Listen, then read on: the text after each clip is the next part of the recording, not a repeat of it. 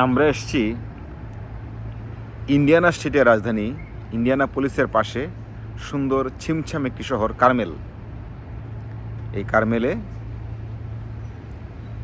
আজ 24 জুলাই, আগামীকাল 25 জুলাই শনি রোববার 2 দিনব্যাপী বাংলা সাহিত্যের একটা সুন্দর উৎসব হবে, 16তম উৎসব। আমরা নিউ ইয়র্ক থেকে এসেছি বেশ কয়েকজন অনুষ্ঠান দেখার জন্য, সংবাদ পরিবেশন করার জন্য।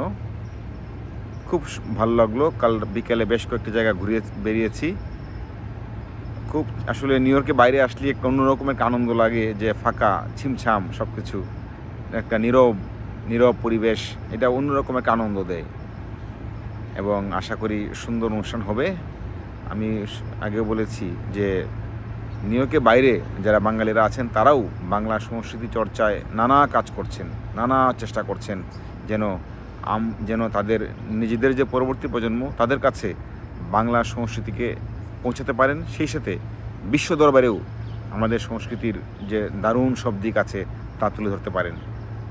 এই কারণে কিন্তু আয়োজনগুলো হয় এবং আয়োজনগুলো থেকে আমরা অনেক কিছু পাই। একটা সবচেয়ে বড় বিষয় হয় এই যে এইসব ছিটিতে মানুষ যে থাকে তারা নানা জায়গায় ছড়িয়ে ছিটিয়ে থাকে।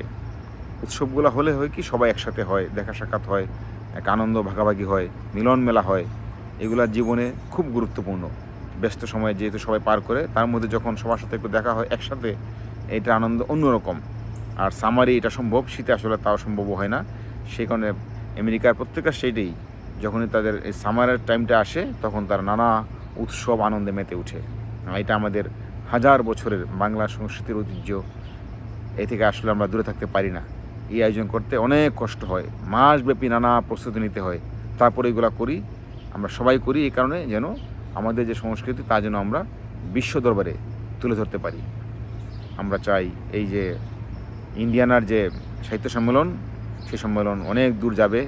পৃথিবীর বিভিন্ন প্রান্ত থেকে বাংলাদেশের বাংলা ভাষাভাষী শিল্পী, সাহিত্যিক, বুদ্ধিজীবী, সাংবাদিক সবাই আসবেন এবং এর প্রচার প্রসার আরও সুন্দর হবে, এটি আমরা প্রত্যাশা করি।